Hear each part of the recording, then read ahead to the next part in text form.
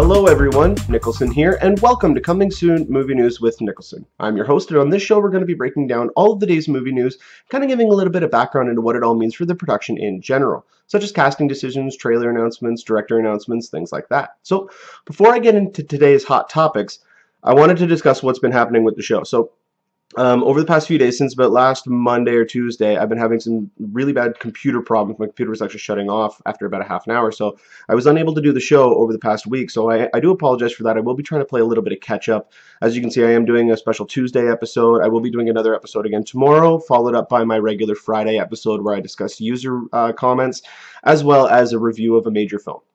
So the one thing I want to get out of the way on today's show is the review of Captain America: Winter Soldier.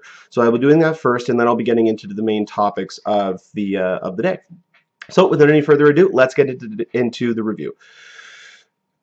I could not get over how good this movie was. I mean, like I posted a video a couple weeks ago about the reactions from the press screenings from a lot of the online movie community who had seen it, and were just praising to the high heavens about how good this movie was. And I, like, coming across as being that good, like, some of the people have said that it's better than The Dark Knight.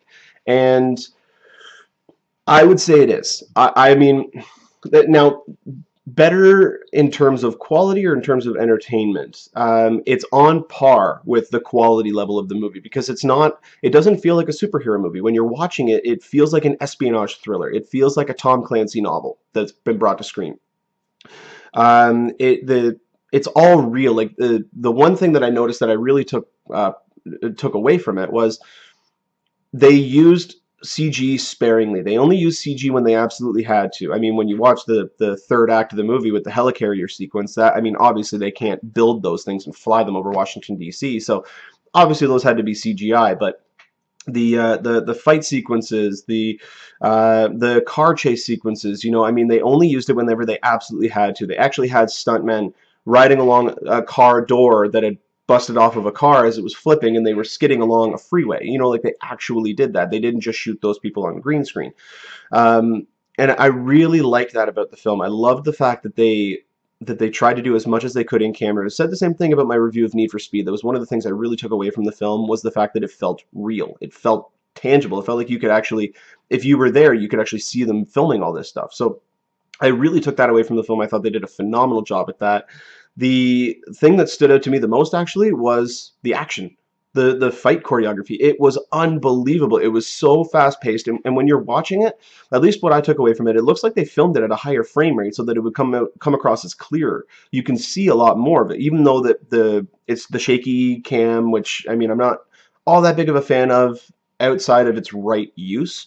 But they did it really well in this, because I think they shot it at a higher frame rate, which means you could see a lot more. So when you see Cap and Winter Soldier actually fighting, it was incredible. It was exhilarating. You could feel it. You could feel every punch. There were some times where you felt that Cap wasn't actually going to win the battle. Like you felt that, even if it came to a draw, you felt that Cap was going to lose because Winter Soldier just had the upper hand. Like it was one of the first Marvel movies that I've watched where the villain actually was someone to be worthy of a villain. Like every other movie you look at Thor: The Dark World, and you look at Malekith, and that wasn't that great of a villain. You look at Iron Man, and Obadiah Stane was not that great of a villain. Even Iron Man 2, Whiplash, was not that great of a villain. The movies were basically about their heroes, and then they just had someone that they had to fight. But this one was actually a worthy adversary. It was someone who you actually felt that they were going to be in danger, which I really liked about the movie. But even on top of that, like the cast was phenomenal. You got Robert Redford. I mean, Robert Redford, Sundance. Like, I mean, you can't have Robert Redford in a movie and not automatically make it great. Like, you can't. He hasn't, at least to my knowledge, in a while, he hasn't done a bad film. And he just elevates it. He's got that charisma. It's even more than charisma. I don't even know really how to describe it, but he has a presence on screen, and just the way that he delivers his lines, and the way that, the little subtleties that he brings to his role just elevate the movie. But I mean, the standout for me in this movie was Frank Grillo as Crossbones, as Rumlow, Brock Rumlow. And he starts off like, I mean, this isn't really spoiling it for anyone who knows the comics. Crossbones is a villain in the comics, but he kind of starts off as a good guy, and then you see that, oh wait, no, actually he is a bad guy, and it's not really a reveal that most people wouldn't see coming. I mean, if you've seen any of the trailers, you know that he fights Cap. I mean, it's in the trailers. The one throwaway sequence that I felt they could have done without. I mean, it was a great scene. Don't get me wrong. Maybe have the character be in it a little bit more. I just felt like it was a throwaway character. Was the opening sequence on the boat? I thought it was awesome. Don't get me wrong. It was a great action sequence and a great fight between Cap and Batroc the Leaper. My only problem was GSP. I love GSP. Do not get me wrong. I'm a huge UFC fan. I mean, I love GSP, but picking him, he's not a great actor. Like, I mean, you could tell that he was just in his head. He was, okay, what's my next line? What's my next line? What's my next line? But I mean, his fight scene with Cap was just awesome. Like, that was the first major fist fight that you saw. But the one thing this movie did bring out was the fact that Cap is an actual, like, he's a fighter. He's a superhero. You see why he's part of the Avengers, because in the first Captain America, it was almost like it was a given that he was the leader. I never really, outside of just what he was saying, I never really felt that he was a superhero. And even in Avengers, he was the weakest of the Avengers. You know, other than being just really strong, he didn't really have anything else. He had a shield. But in this movie, you really get to see his fighting tactics. You get to see how he uses the shield. And even in the fight with Batroc, he goes, I thought you were more than just a guy with a shield. Or I thought you were more than a shield. And so he takes a shield, puts it on his back, takes his helmet off, and then they have a big fist fight. And it was just awesome. And, like, I mean, it's just...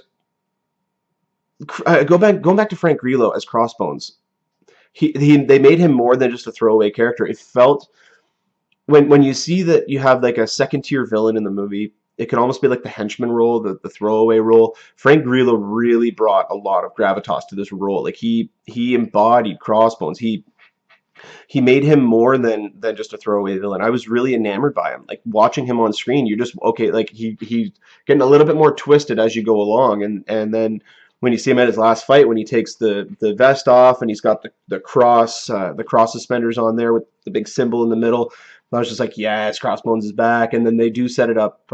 They do set him up to come up again. So the thing that I loved about them, well, first off, let's talk about one thing that I felt was a negative about it. It's called Captain America: The Winter Soldier, and the Winter Soldier is not in it all that much. He shows up for 2 quick little scenes about a third of the way in, and then he's in it a little bit more as it goes on. But you really don't even get to see him until halfway through. Like, even learning who he is until about halfway through the movie. Like, they mention him at the very beginning, or not at the very beginning, about a third of the way through, and then it's Captain America and then the Winter Soldier. It feels like they've taken that movie, and even when you watch it till the very end, it feels like they've split it up into 2 scripts. Like, they took the Winter Soldier storyline and they've split it up. Because the movie does end on a cliffhanger. Well, I mean, sort of a cliffhanger.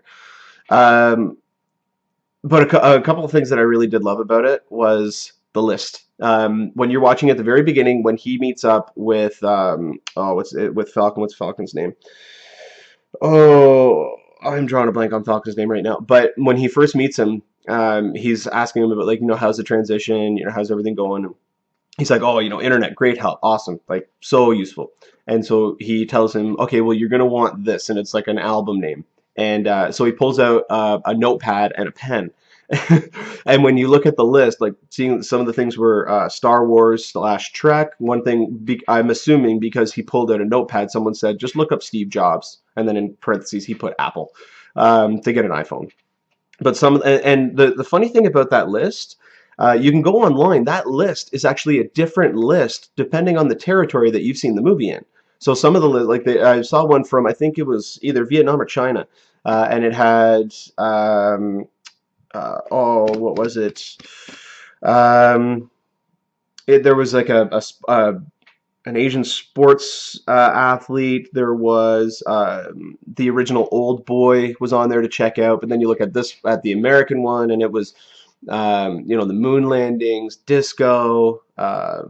I love the Steve Jobs one. That was I think my favorite. The Star Wars / Trek. There were a couple other ones on there, but if you look online, you can find the different lists, or at least a few of them that have been released. And I mean, I thought that was a great little touch. You know, especially the man at a time, the first time you're seeing him, he still has the notepad and pen. He still hasn't adjusted to that. But that was one of my main gripes with it too, is that that was the only real time that they touched on the fact that he is out of time. That he is no longer like that he's having to adjust. I wish I didn't want the movie to really every 5 minutes he goes, oh wow, a phone you can touch. Like I didn't want that, but I wanted a little bit more of him trying to adjust. It was more about the morals. The whole story of the movie bases around the fact that Steve Rogers still believes that everybody who like you can still trust people, that freedom is something that shouldn't be earned. Freedom is something that you should just have. And then Nick Fury and Shield have this point where, you know, we'll give everybody freedom, but we'll hold a gun to their head in order to give it to them. You know, because you can't actually trust people. And the first sequence between Nick Fury and Captain America really explains why. When they're in the elevator and he talks about his, I think it was his father, his grandfather, and it just that right there just explains a whole bunch. But when you see this movie, I don't want to spoil anything, so I'm really trying to be careful with my words. When you watch this movie, you will see how this movie has been referenced to directly impact the Avengers. No question. It 100% does. And if you've seen it, you know exactly what I'm talking about. On a little side note as well, I did love the little nod to Stephen Strange when Sitwell is on the roof when they're interrogating him, and he goes, you know, Bruce Banner, Stephen Strange, all these people are on the list. I love that. So that they've again just hinted at the fact that he is involved in the cinematic universe. And I'm assuming within 2 months we're going to hear an announcement. Oh, Doctor Strange is coming 2017, but we'll have to wait a little bit for that. But it will make it interesting to see how Avengers: Age of Ultron plays out. And another thing too, just the other day we talked about this already, but Marvel has already come out and officially confirmed that Captain America 3 will open May 6, 2016, and it will go head to head against Batman vs Superman. Now, I originally said that Cap 3 would get squashed by Batman vs Superman. After seeing Winter Soldier, I think it has a shot. I really do. Winter Soldier is that good. It is just, when you watch the movie, it's completely different than what you're expecting. It is an espionage thriller. it's a spy thriller from the 70s. You know, it's a political thriller. It's not a comic book movie. It happens to have a comic book character in the movie. But outside of that, you know, like when all the reveals come out, when everything happens, like, you know, the smoke and mirrors and everything like that, I was blown away by it. And I've already seen it twice. I do want to go see it again. I may go see it again this weekend, but it was just incredible. I could not get over how good of a movie this was. So if I had more thumbs, I'd give it more than 2 thumbs, but it was just phenomenal. Definitely go and check it out if you haven't seen it. If you have seen it, go see it again, because there are things I noticed on my side. Oh, one thing too. When you're at the very end of the movie, just before Cap and Falcon are talking, there's a couple of people who are around. Pay attention. This is not spoiling anything. I'm not spoiling who it is or anything of that sort, but read the tombstone. And there is a huge nod to Pulp Fiction. Just make sure you guys check that out. I didn't notice that the first time out, but I saw it in the second one, and I was just like, oh my god, like it's just so cool that the guys who did Community they're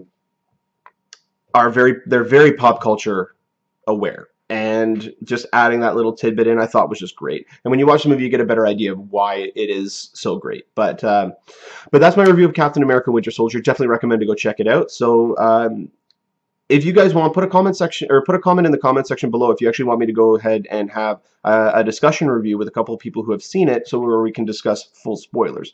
So let me know in the comment section if you would like to see something like that. So let's get into the main topics. The first topic, and I've been saying this for a while, I knew they were going to be coming out with another one, but we finally got an extended trailer for Godzilla. And the thing about this trailer, it's by far the best trailer they've released. We finally got some good looks we got better looks at Godzilla. We got the first clear look at, or not clear, but at least we got to see the face of one of the monsters that he is fighting. We don't know what monster it is or what it's called. I think it's called like Muto or something like that. At least that's what it's codenamed as. But the thing that I really took away from this trailer is they're really hammering home the fact that this is more of a disaster film than it is of a monster movie. You really don't get until how far in? About at least a minute and a half, a minute to a minute and a half into the trailer that this is actually involving some sort of creature. But I mean, it shows the destruction at the nuclear power plant, and then looking at Bryan Cranston's character and seeing a lot more of his motivations behind why he's doing what he's doing. The discussion that he's having with the military personnel, although you can't see them, he's just talking on the other side of glass. But then you see the tsunami hit Hawaii, and you see that an abbreviated version of that whole sequence. So you see the water receding from the beach, and then you see the air horns come on, then you see the tidal wave coming in, and it was so well done because you think that this is just going to be a disaster movie, and the camera's panning around, you're seeing all the water flowing, and then you see all the as the water's flowing, you see all the lights start to dim down and shut down, and as the camera pans up, you see the guys shoot off a couple of flares, and the camera pans up, and then oh, lo and behold, there's Godzilla walking right into the frame. So like once you see that, you're just like, oh, okay, this is not what I was expecting. And then you see a little bit more from the trailer. You see a couple of quick shots. There was actually a shot of David Strathairn, who's, I believe he's either a colonel or a general of the army in this movie. And there's a shot where he turns away from a computer monitor. On the computer monitor behind him, you can actually see the I don't know if this is the same creature, if these are two different creatures, but you see the winged creature, and then you also see the clawed creature, the one that's just kind of walking around, who I'm assuming is the one that we get to see the actual face from, which if you take a look, like you can see it's got little, like, big teeth but little teeth, and it's got like kind of a smaller head in comparison to the size of its body. It just looks menacing. It looks new. It looks different. It looks creepy. And I'm just really excited. I'm now glad that they are hiding this. I'm glad we've gotten these little teeny tiny tidbits. The one thing I wish that we would have gotten already was seeing Godzilla actually move. We haven't really seen him move. He's still, I just don't want it to seem like it's the man in the suit. I don't want it to be walking around like this. I want it to actually be a living creature. And I'm almost certain that that is what we're going to get. But the fact that they haven't even shown it yet is just, it doesn't have me worried. It just has me concerned. Like, it has me, why haven't they shown it?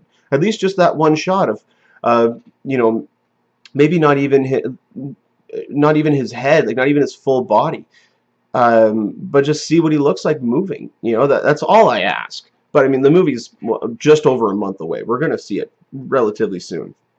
But the sequence at the beginning, I still don't know what to take away from that in terms of how does Godzilla get awoken, or was he already aware and alert of everything that was happening, and something just happened that injured him or ticked him off, and now he was blowing up that whole power plant. I just really don't know. But we get a little bit more of a sense of what's going on there. Bryan Cranston's trying to evacuate his wife. His wife gets caught up in it. He has to seal her in, and then it goes to I think 15 years later, 10 or 15 years later, and he's apologizing to his son about what happened. You could tell that he's more of a conspiracy nut now. He's almost lost his marbles. Now, another thing to take away from this, and this has me worried, and this may be considered a potential spoiler. By the way, I have nothing to back this up on. This is my speculation from the footage that I've seen, but there's a high likelihood that Bryan Cranston may die, because you see him at the beginning, and you see him dealing with Aaron Taylor Johnson, who's his son in the movie. You see him dealing with him at what looks to be like a nuclear waste plant where they've got the suits on with duct tape and everything like that. But you haven't really seen anything with Bryan Cranston outside of that. Now, he may just be in a bunker somewhere, but or maybe they've just been hiding what his character actually. Maybe his character is bigger to the plot than we know. Like, there's a lot that we don't know about this film. It's being very secretive. Which I like. It's almost like J.J. Abrams had a hand in this. But in the quick montage at the end, you will see some new shots. You'll see some interesting shots, especially that one of the face of that monster. But you see a lot of the level of destruction that's going to happen in the movie, and I'm getting very excited about this movie, mainly because I haven't seen enough of it. And that's what a trailer should do. We shouldn't see the whole movie like what Spider-Man 2 has been doing, but I feel that we need a little bit more. They've been almost teasing too much. So, I mean, I doubt we're going to get another trailer. There's going to be TV spots, and the TV spots always ruin it. That's why I don't usually watch those.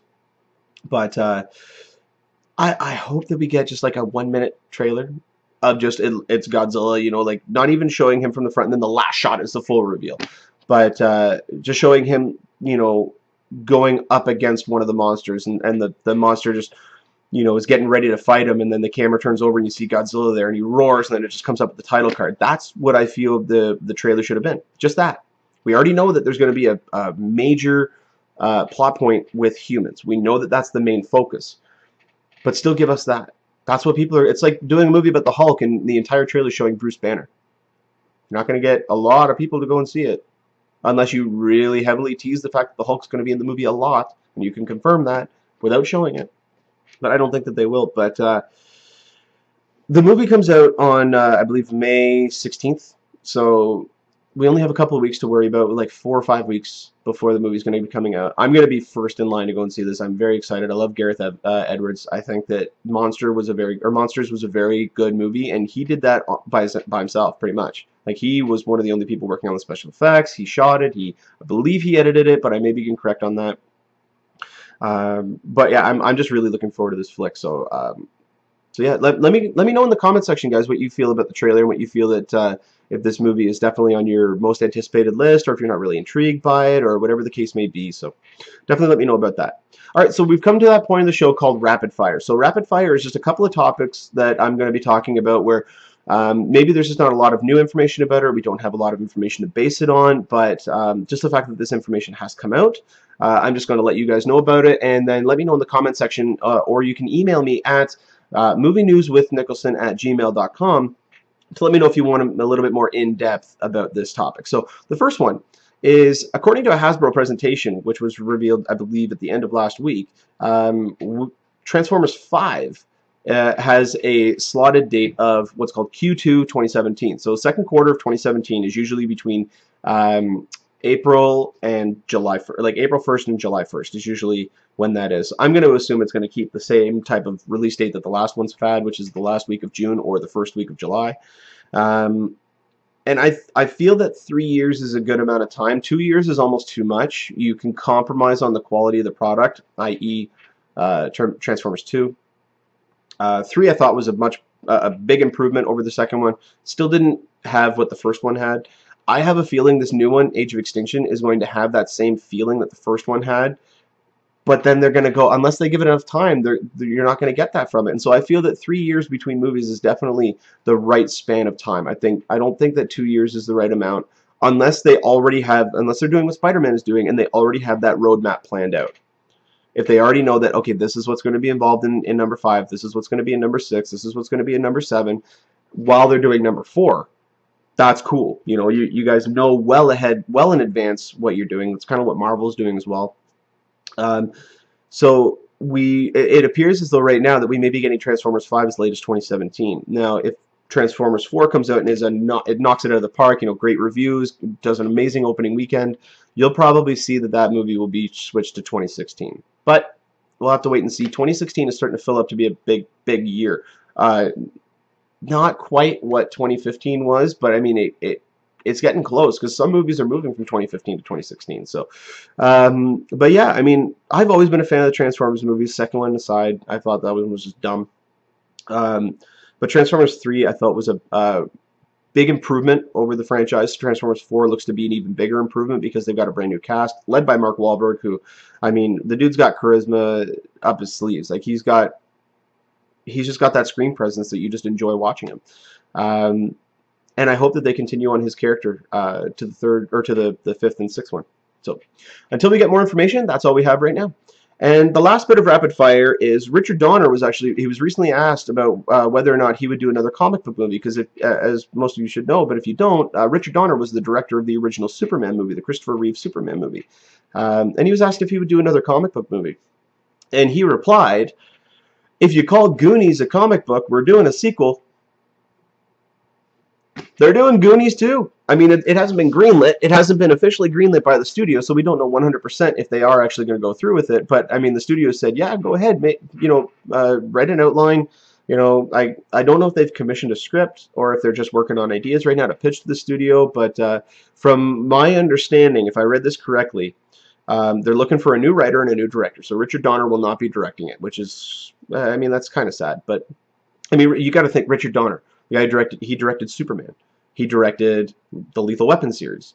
You know, I mean, I'm drawing a blank at some of his other ones, but I mean, the dude's been in the movie business for 35, 40 years. You know, I mean, like his wife, Laura Schuler Donner, is involved with Marvel, like involved, I believe, with Fox, with their Marvel, with X-Men and with Fantastic Four and all that stuff. So I mean, he knows this world. And the fact that he's coming back and possibly doing a Goonies sequel, and he said that he's trying to get all the cast members back, which I think that's going to be difficult, mainly because the actor who played Chunk, the fat kid, the first one, he's now a lawyer. He hasn't been an actor for years. A couple of the other kids have not been actors for a long time. And then you have, you know, Josh Brolin, who's very high in demand right now. You have Sean Astin, who, I mean, he's not very high in demand right now, but the dude had Lord of the Rings. You know, he was on 24 for a season. So, I mean, if we're actually going to get a sequel, it's supposedly going to deal with their kids, not with them again, but with all those characters, their kids, getting involved in something else, which to me is just, why? Just, at that point, do a remake. Don't do a sequel. But even doing a remake, you're not going to capture what the original one had. That was a very movie of its time. Like, well, what's another really good example of that? I would almost say Top Gun would be a movie of its time. You couldn't do Top Gun again today the way that they did it back in the 80s. They could do another one. They are doing another one. But that's very much a movie of its time. And I don't know if that could be recreated in today's world. Let me know if you guys feel differently. You know, I always value you guys' comments, so definitely let me know what you think, whether or not you think that a Goonies sequel is a good idea, if you think it's a bad idea, even possibly what you might do with that property.